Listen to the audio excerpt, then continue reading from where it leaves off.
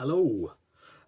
I've been planning to post some longer form content for a while, and I've held off for a few reasons. If I'm honest, the main reason has been laziness. But there's also, I'm not too comfortable in front of the camera. I'm worried about the lighting and the setup. This is being filmed on a camera phone. But I thought something's happened. We're going to use it as a chance to educate people, and we're going to use it as a learning experience for ourselves. Talk a bit about what we do, what happened, and I thought, let's make a video on it. Let's actually upload something to the YouTube channel. So here we are. Apologies in advance. It's not going to be the flashiest video. It's probably going to be one take. Lots of waffling, lots of rambling, although I'll try to limit that if possible. And yeah, let's get started. So we are Kabuto Cards. My name's Sam. My fiancée Vanessa isn't here at the minute, but we run Kabuto Cards together. So we travel all over the UK. Next week we're in Kent. Week after that we're in London Card Show. And a week after that we are at Aberdeen Card Mania. So that's Scotland. So literally all over the country. Buying, selling, trading. Most weekends, if I'm honest, are spent at a show. So I'm lucky that my partner's very, very supportive. Because while she is passionate, she's not as passionate about Pokemon as I am. I'm a massive loser, and yeah, you'll get to know that. But yeah, we basically travel the country, vending at card shows, and we also have a website. On our website, we made a change last year to focus the site purely on Korean and Japanese Pokemon cards. Site's been going really, really well, and with that is going to come more attention, and with more attention is going to come the inevitable bad things. So it's going to be chargeback scams, credit card fraud, things like that. And you think it's never going to happen to you, but it did. So that's what the video is going to be about. It's going to be a little bit about what happened to us and how you can avoid it happening to you. So we're lucky. We weren't hit too bad. I had some friends, some people I know that were hit a lot worse. Some people as bad as 4 or 5 figures. And for a small business like myself, that would be catastrophic.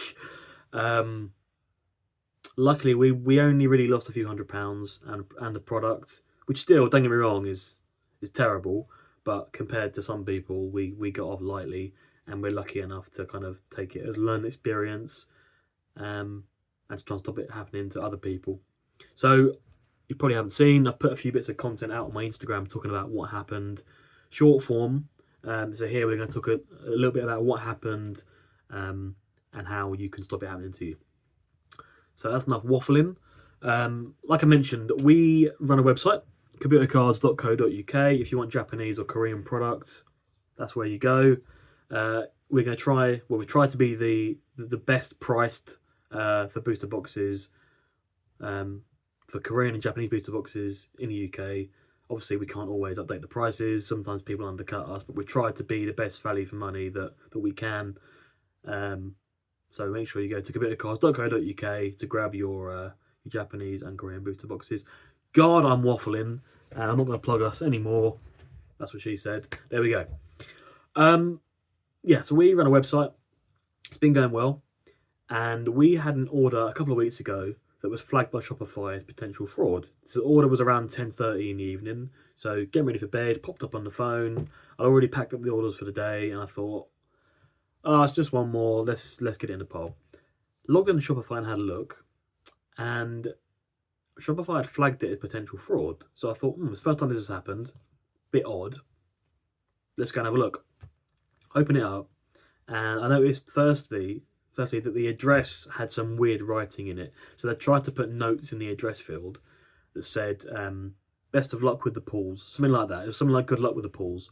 And the billing address and the shipping address were completely different.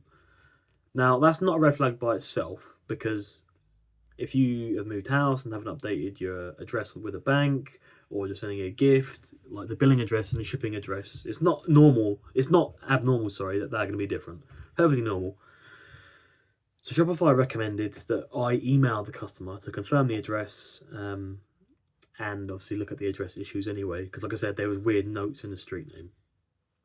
Emailed the customer, Bear in mind it was like 10:30 at night, but they just placed the order, so I thought I might catch them. Within minutes, like we're talking 5 minutes later, I got a reply straight away. They came back and said, "Oh, sorry about that. Yeah, this is the correct address." And it was the shipping address that they'd already entered, but without the notes and the weird characters.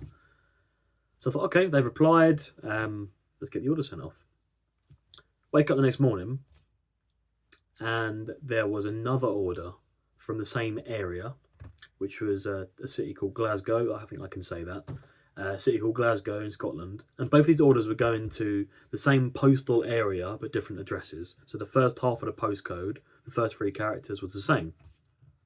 So I thought, okay, that's a bit odd. Anyway, got second order. Second order, same thing. The shipping and the billing address were separate, but this time it wasn't flagged as fraud. So I thought, okay, that's just another order. Just a coincidence. Maybe Google's targeting this area in Glasgow. Stranger things have happened. Packaged that order.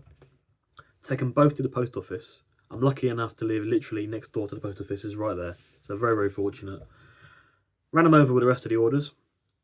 And as soon as I got back, almost instantly, so we're talking only a few hours after the order had been placed, I got an email from the person that placed the order in the morning saying, "Oh, this wasn't me, I've been hacked." So I thought, hang on a sec, that's really, really weird. Anyway, I ran to the post office and I managed to recover the parcel from the order that was placed this morning, but the parcel from the order that was placed last night had already been collected because there were different types of postage, track 24 and track 48.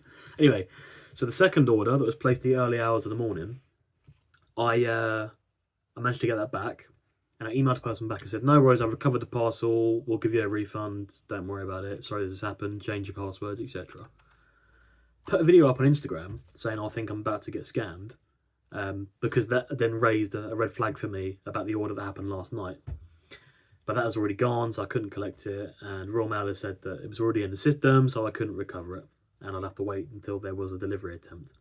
Anyway, put a video out on my Instagram, and I was blown away by the amount of people that reached out to say that they'd had a chargeback scam recently from people originating in Glasgow. Now, obviously, this is nothing against Glasgow. There's nothing wrong with Glasgow itself, but there seems to be something, or at least we thought there was something happening in a particular area in Glasgow where maybe a gang or a group of just absolute idiots were operating, running a scam. Anyway, I put this video out on Instagram talking about what happened, how I'd recovered the second parcel, etc. I had tons of DMs. By the end of the day, I must have had 15, 20 people reach out and say that this has happened to them. They just had a chargeback scam. So I thought, here we go, I'm going to get a chargeback now. A couple of days later, I get a chargeback on the first order, where I'd had the email from the customer to confirm the address. I had a chargeback from the bank, and it turns out, looking into it with friends that had been hit by the same people, this is actually a much larger scam than we thought. So at first we thought it was a chargeback scam. It's not. It's a scam operating by a gang that have got hacked accounts. And it turns out all these orders, and I've had loads more since, but obviously we've cancelled those. I've had loads more orders since. And these are Google accounts that have been hacked. And we know they've been hacked because there is, in Shopify, you can see the payment history or the attempted payment history on an order. And it shows that there was a failed Google Pay attempt because they didn't have the security number. And then a few seconds later, there's another attempt, and whatever system or software they're using to push the orders through, the order goes through. And also we had conversations with the people the email accounts that have placed the orders through their Google addresses. Some of them reached out and said, we've been hacked, this wasn't us. And other people from the community that had reached out, they'd said that they'd then spoken to people that had their accounts hacked by this same group. And it's a mass hack of Google accounts, and the hackers have got access to their emails and their Google wallets, which is how they're able to buy the items. But more importantly, they're able to impersonate the people online, and they were replying to emails. These people were then recovering their Google accounts, seeing the orders that have happened, and they're talking to their bank and saying, I didn't place this order. And then the bank are then giving them the money back and then initiating the chargeback against us. Like I said, there was 15, 20. At this moment in time, I think we're close to 30, to be honest. The number keeps going up. Different people that have reached out or that I've been made aware of in the community. This has happened to. I know someone that's been hit for 4 or 5 figures, which is insane. That could destroy a business. We're a very small business. We do this part time, and the few £100 that we lost, and a few booster boxes that we lost through chargebacks. That is obviously, it's very bad for us, but it could have been a lot worse. So we got off lightly, I think. We've only had 3 chargebacks. One from the order that we managed to recover, so we accepted that one because we got the parcel back, so we accepted the chargeback from the bank. One from the first order, and there was one before that I'd missed that they sent a chargeback through as well. So in total, we've had 3 chargebacks, and it was for 3 boxes of Inferno X each time. So one box of Inferno X, but 3 different orders. So we lost the 3 boxes of Inferno X, and then the £75 for each order. So we've lost, £225 plus the £10 chargeback fee you get, plus the order money for each one. So we could have got off a lot. I think we got off lucky. We could have got off a lot worse. So what I want to do is put information out there to kind of teach you what you can do to avoid this. There are things you can put into place. So firstly, I would say look at the warnings from Shopify. It's going to give you a breakdown of the order history, what happened, how did they make the payment, what payment method did they make, was there any failed attempts. So look at the behavior. Shopify will give you a rating as well to say whether they think you can post the order, if it's at higher risk or low risk of chargeback. So of the 3 orders that got placed, only 1 got flagged, so take that with a pinch of salt. Shopify can only do so much, so the fact that they flagged 1 itself is great. But look at the fraudback rating from Shopify, chargeback rating from Shopify, see what they say. Look at the behavioural, the payment behaviour, and see what that looks like. Sorry, I'm getting a warning on my phone saying that storage is running low. So you can tell I'm a complete noob at this. Yeah, look at the payment history and the order pattern. The main thing you can do is something called Manual Payment Authorisation. So shout out Jumping Jacks, he was affected by this as well. He told me about Manual Payment Authorisation. It's a setting in Shopify. I'll leave some instructions in the notes. But basically, you can go into your settings, and it basically, the bank authorises the money to come through to you, but you don't accept it. So you have to actually capture the payment.